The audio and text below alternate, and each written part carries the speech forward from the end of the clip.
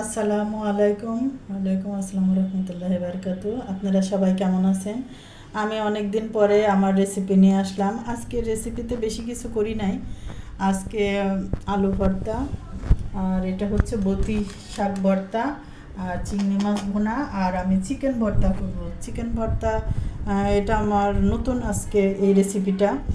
এটা প্রথমে আপনারা চিকেনের বেস্ট নিলে ভালো হয়। চিকেনের বেস্টটার মাংস থাকে বেশি।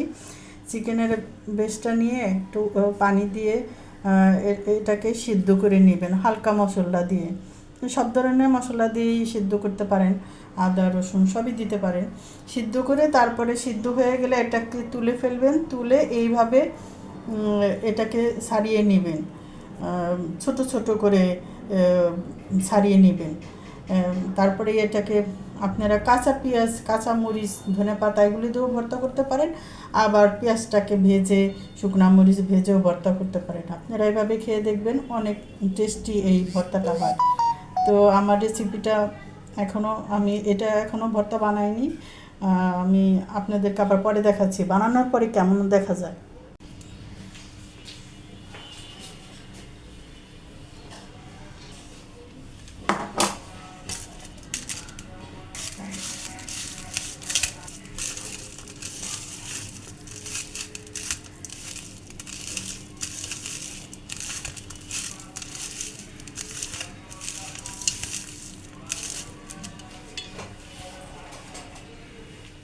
সাথে একটু কাঁচা পেঁয়াজ দিতে হবে।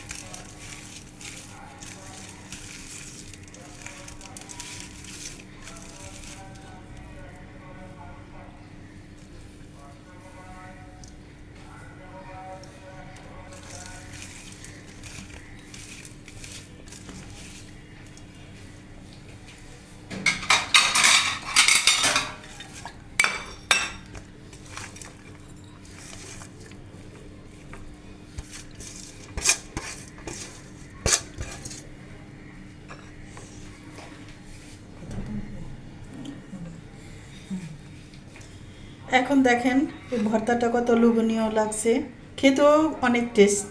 আপনারা এভাবে বানিয়ে খেয়ে দেখবেন, অনেক টেস্ট পাবেন।